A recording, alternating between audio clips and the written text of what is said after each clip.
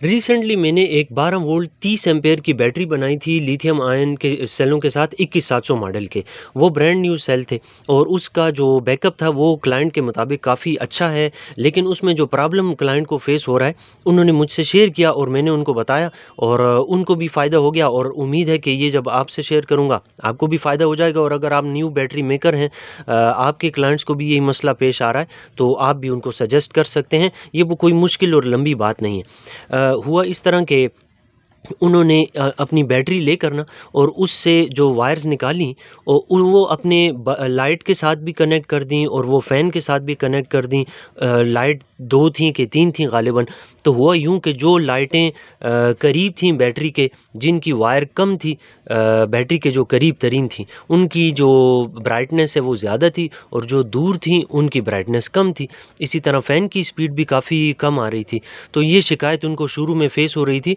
तो मैंने उनका ये प्रॉब्लम बस सिंपली इस तरह हल कर दिया कि आपकी जो 12 वोल्ट की बैटरी होती है ना, उसके अंदर आपने जितनी भी चीज़ें चलानी है, बेशक 1 नहीं, 2 नहीं, 3 नहीं, 10 लाइटें चलाएँ, 20 लाइटें चलाएँ, इससे कोई कंसर्न नहीं है। मेन चीज़ ये है कि आपने जितनी चीज़ें भी चलानी होंगी उतनी प्लस में से वायर्स निकालेंगे और उतनी ही माइनस में से भी। फॉर एग्ज़ाम्पल अगर आपको 5 लाइटें चलानी हैं, 2 पंखे चलाने हैं, तो 5 और 2 7, 7 लोड हो गए आपके।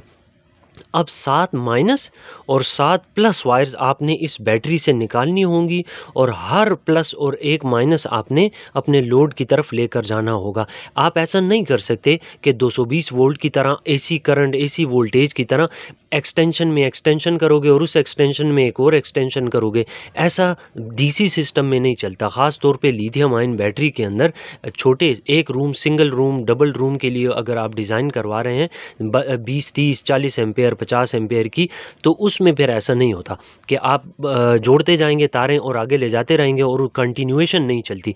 एक्सटेंशन वाला सिस्टम जो है वो एसी वोल्टेज, एसी करंट में तो चलता है, इसमें नहीं चलता। इसमें आपने जो कुछ भी चलाना होगा उसके लिए यहीं से बैटरी से ही आपको अलहदा से एक प्लस और एक माइनस ले जाकर उसी लोड को लगानी होगी और वो किसी और के साथ शेयर आप नहीं करेंगे। ये मसला जो ही मैंने उनको बताया तो उनका वो प्रॉब्लम बिल्कुल सॉल्व हो गया और आज भी उनकी बैटरी उतना ही बैकअप दे रही है। और बैकअप देने की जो गारंटी होती है वो तब मैं देता होता हूँ कि जब आप प्योर लिथियम आयन का चार्जर इस्तेमाल करेंगे। प्योर लिथियम आयन चार्जर जो है उसके ऊपर भी मैंने एक वीडियो बनाई है, स्क्रीन पर आ रही है, उसको अच्छी तरह देखकर समझ लें। आप खुद भी बना सकते हैं और अगर चाहें तो रेडीमेड भी अवेलेबल है, दराज पे भी अवेलेबल है, मेरे पास भी अवेलेबल है। स्क्रीन पे नंबर चल रहा होगा, उस पे भी रब्ता कर सकते हैं। और लिथियम आयन बैटरी ट्यूटोरियल के सिलसिले की मज़ीद वीडियोज़ आपके सामने आ रही होंगी, उनको भी देखकर फ़ायदा हासिल कर सकते हैं।